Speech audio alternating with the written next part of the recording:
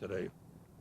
The reason I don't want you to walk down there is because the pier itself, the significant pier, Pier 30 and 32, has been burned down. And you're looking at the bay, as you see it here.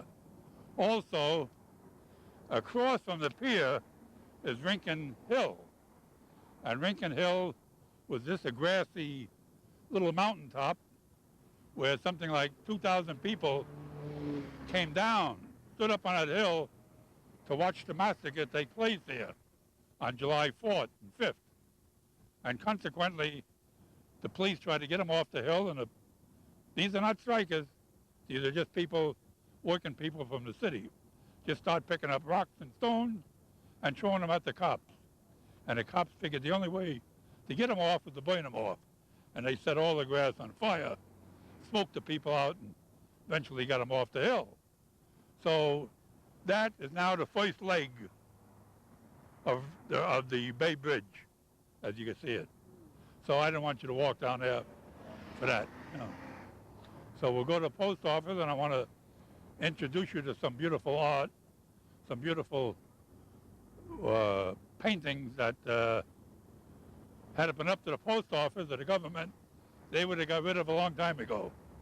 Had it not been for the artists in San Francisco putting up a fight to keep that artwork there, we wouldn't have it. You know how some of the bureaucrats think about art.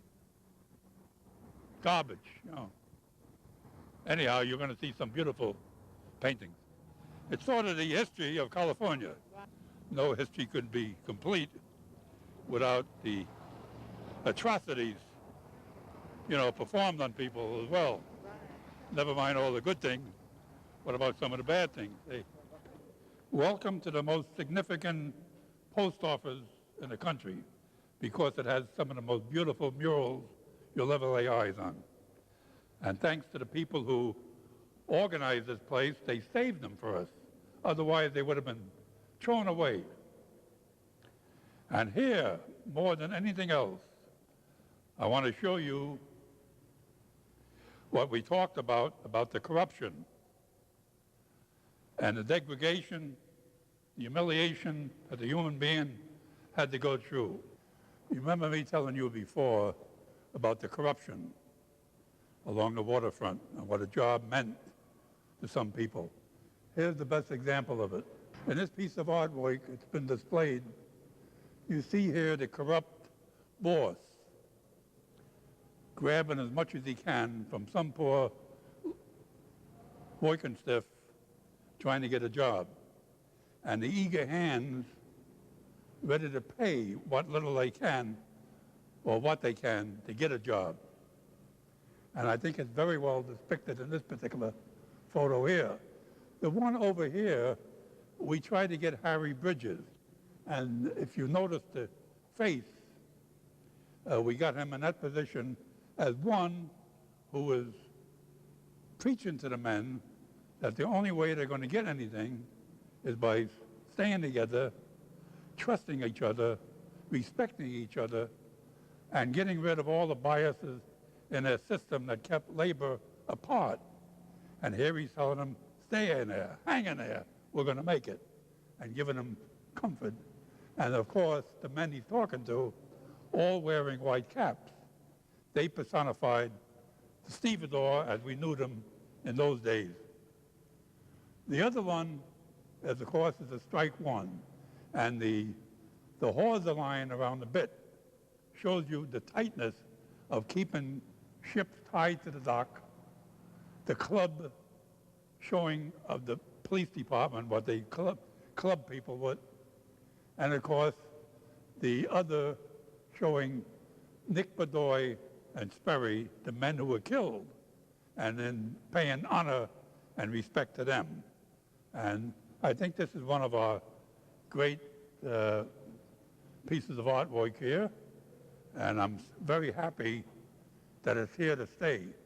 And I think of all the times that all the bad things that was done against the artwork when it was here for those many years, that nobody paid that type of respect to it. They punched holes in it, they'd hang posters on it, they did all sorts of stuff. And it took a long time for the artist colony in San Francisco to really show their might, and by saying we want these respected. And as you can see now, they are respected. And it's a lovely piece of work. And the man who done it was a great trade unionist, a Frenchman who I loved to come down here. And he put up his cages and everything else, and he'd be up there, and we'd spend maybe hours chatting away about labor conditions in France or the United States and so on. He was a wonderful human being, and he loved every bit of the work he was doing. Now, there's a couple other ones down here, which I think you should look at, that tells you about California. One is about Tom Mooney, because you're only a few feet away where the so-called alleged Preparedness Day bombing took place. And Tom Mooney, who was a labor advocate, a labor organizer, worked hard to organize the streetcar workers here. They went after him. And of course, Tom Mooney at that time became the longest political prisoner in jail. And it took Governor Olson, it took labor, I should say, all those years to finally get together to elect a governor on a premise that if I'm elected governor, I will free Tom Mooney. And Governor Olson was elected. The first thing he did is say, okay, Tom Mooney out. And he took him out of San Quentin. Of course, Tom Mooney only lasted a couple of years after that, and he died. But at least that was one time labor did get together and put a governor in who kept his promise. Around the corner was the union headquarters where the men had set up their union, the ILA, International Longshoremen's Association. When the tear gassing and the rioting practically took place on the waterfront, when the police department and the ship owners said that we're going to open up the port, and they must have massed at least 500 cops from every place came down here.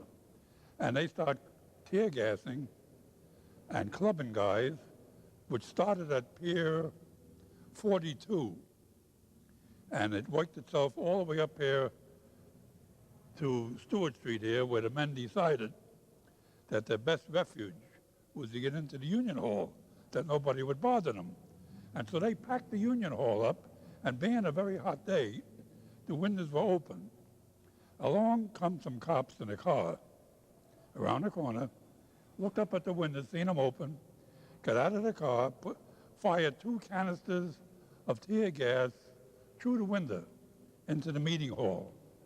That drove almost everybody frantic, and they start running down the stairs to get some air.